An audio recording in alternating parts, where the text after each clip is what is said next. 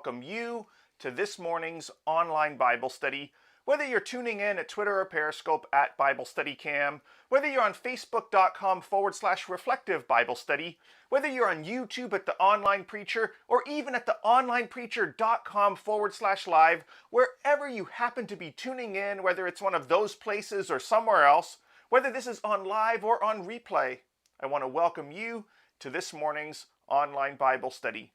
And this morning we're going to be looking at a miracle that's found only in John's Gospel, and we're going to be focusing in on an unsaid or an unrecorded part of this miracle that is fascinating when you stop to think about it. So with that said, let's dive into this passage and discover what we can learn, not just from the miracle, but from what may not have been a miracle as well. So let's read John chapter 5. I'm going to start in verse 1, and I'm going to read from the New American Standard Bible. After these things, there was a feast of the Jews, and Jesus went up to Jerusalem. Now, there is in Jerusalem by the sheep gate a pool, which is called in Hebrew Bethesda, having 5 porticos. In these lay a multitude of those who were sick, blind, lame, and withered, waiting for the movement of the waters. For an angel of the Lord went down at certain seasons into the pool and stirred up the water. Whoever then first, after the stirring up of the water, stepped in, was made well from whatever disease with which he was afflicted. Now, that little last section, some manuscripts don't have it in it, some do, but I think that having it in there helps frame the setting for this story. This is just all setting the stage for what Jesus is about to do. Verse 5. A man was there who had been ill for 38 years. When Jesus saw him lying there and knew that he had already been a long time in that condition, he said to him, "Do you wish to get well?" Now this is a fascinating question because on the surface it would seem like a question with an obvious answer. But I think that Jesus is prompting and looking to see what the state of this man's heart is, what the state of this man's hope is.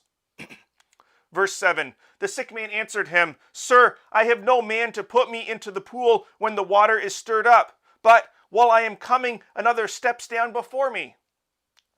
Jesus said to him, "Get up, pick up your pallet, and walk." Immediately the man became well and picked up his pallet and began to walk. Now it was the Sabbath on that day. So the Jews were saying to the man who was cured, "It is the Sabbath, and it is not permissible for you to carry your pallet." It's a sleeping mat if you're curious. Verse 11, but he answered them, "He who made me well was the one who said to me, 'Pick up your pallet and walk.'" They asked him, "Who is the man who said to you, 'Pick up your pallet and walk'?" But the man who was healed did not know who it was, for Jesus had slipped away while there was a crowd in that place. Now it's fascinating in my mind, this miracle, and especially the stage that was set for this miracle. Jesus comes to Jerusalem. He comes to this pool that has probably dozens of sick and ill people who were all sitting and waiting around this pool for the waters to be stirred. And Jesus comes up to one guy who he'd seen, or who he had discerned, perhaps maybe supernaturally, the Holy Spirit might have prompted him with the knowledge that this guy had been ill at that pool for a long time. And so Jesus walks up to one guy and says, "Hey, do you want to get well?" And the man says, "Well, kind of, but every time I try, I'm not good enough. I'm not fast enough to get into the pool. I don't have anyone to help me. I would like to get healed, but I simply can't." And that's amazing to think about, because Jesus then immediately, on seeing that this guy does want to get help, but he doesn't have anybody to help him, Jesus steps in and says, "I am more than happy to help you, And you don't even have to wait for the pool to get stirred.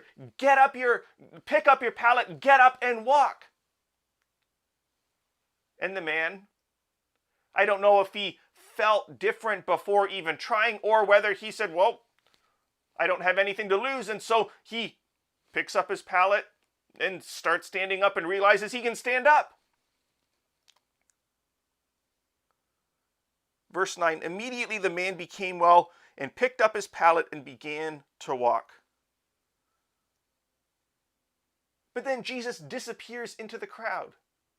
It's almost like Jesus walks up amongst the pool that would have dozens of people ill. He heals one man, and then he disappears into the crowd. There's no mention or hint or anything of Jesus healing other people by the pool that day. Which is interesting to think about, at least to me, because it in some ways reflects how I see God answer prayers. Sometimes God answers prayers in amazing, miraculous ways. But other times, it almost seems like our prayers fall on deaf ears. But why? Why would some prayers be answered one way, some prayers be answered miraculously, while other prayers are seemingly ignored? I don't believe for a moment that any prayer that we heartfeltly pray towards God will be ignored, but sometimes, at least from our perspective, if we're getting an answer of wait or an answer of no or an answer that's just not what we're expecting, then it can seem like God is silent.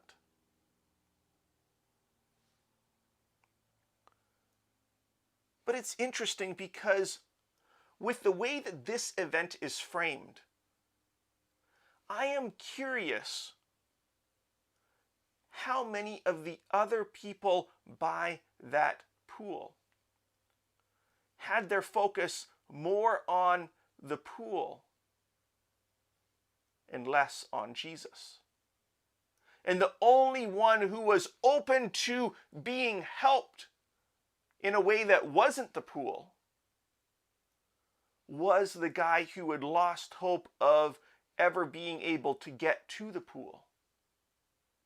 Now, I have no way of knowing this. The gospel record isn't detailed enough to draw our attention. It's possible that Jesus healed everyone at the pool that day, but I suspect that there would at least be a hint or a verse or something along those lines in one of the gospels that would suggest that.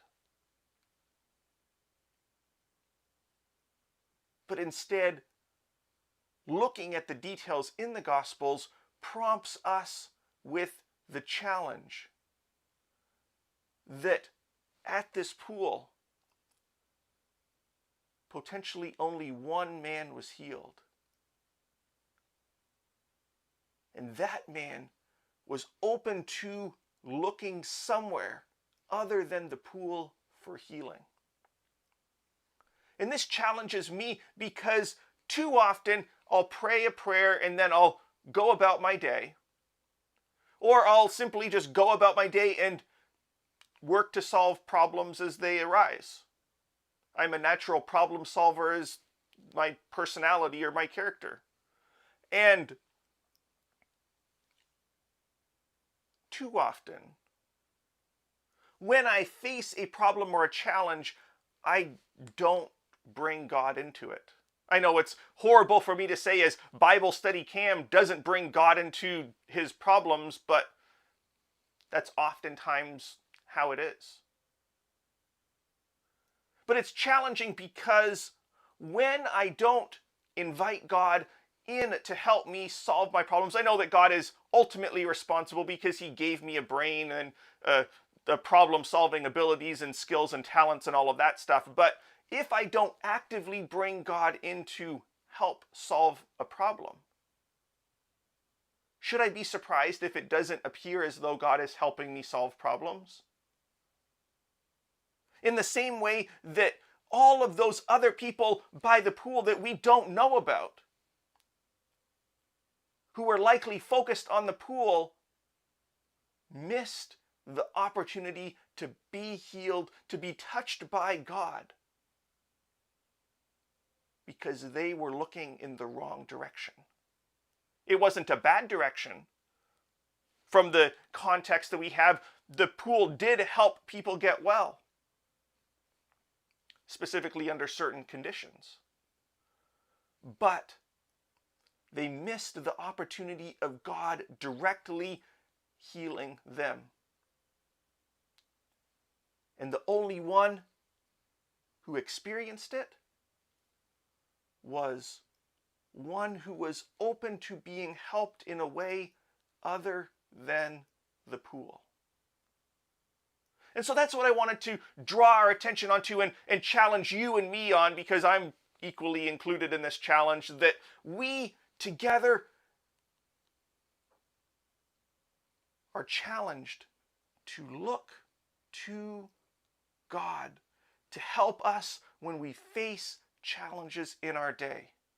And when we're open to being or open to allowing God to step in and work in our lives and through our lives, then we shouldn't be surprised that we should actually be looking for ways that He is moving, ways that He is working, ways that He is performing miracles in the world around us. And so thank you for tuning in, whether you're tuning in at Twitter or Periscope, Facebook, YouTube, wherever you happen to be tuning in, whether this is live while I'm talking or on replay. And let's together remember to keep our faith, our perspective, our hope, our desire, our eyes, and our trust on Jesus, being open to letting Him help us through the challenges and trials in our lives. Now, to give you a little sneak peek before before tuning off, tomorrow morning I'll be back here, but this weekend Susie, my wife, is prompting me to take unplugging a technology fast, you could say.